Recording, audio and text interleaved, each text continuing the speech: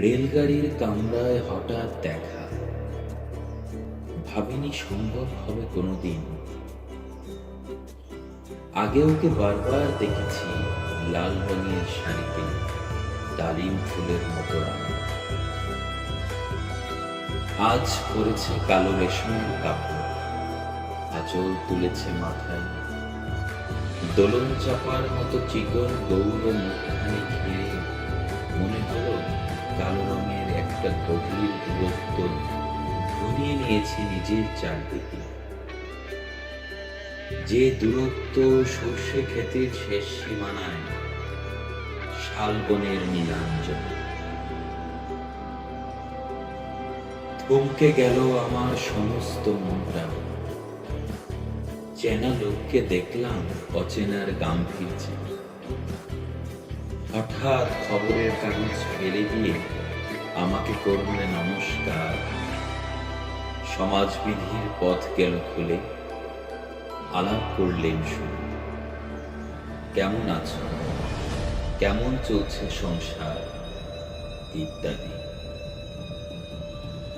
সে রইল জানালার বাইরের দিকে চেয়ে, যেন কাছের দিনের ছোঁয়াচ পার হওয়া চাহনিতে। দিলে অত্যন্ত ছোট দুটো একটা জবাব, কোনোটা বা দিলেই না।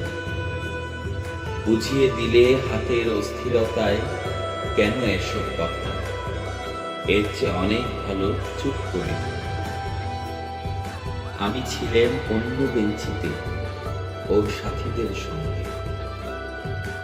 একসময় আঙুল নেড়ে জানালের কাছে আসে, মনে হলো কম সাহস না। বসলুম ওর একই বেঞ্চে। গাড়ির আওয়াজের আড়ালে বললে মৃদু সুরে, কিছু মনে করো না। সময় কোথা সময় নষ্ট করবা। আমাকে নামতে হবে পরের স্টেশনে। দূরে যাবে তুমি, দেখা হবে না আর কোনোদিন। তাই যে প্রশ্নটার জবাব এতকাল থেমে আছে শুনবো তোমার মুখে, সত্য করে বলবে তো? আমি বললেন, বলি। বাইরের আকাশের দিকে তাকিয়ে শুনল, আমাদের গেছে যেদিন একেবারেই কি গেছে, কিছুই কি নেই বাকি। একটুকু রইলেন চুপ করে, তারপর বললেন, রাতের সব তারাই আছে দিনের আলোর গভীরে। খটকা লাগলো, কি জানি বানিয়ে বললেন নাকি। ও বললে, থাক এখন যাও বলি।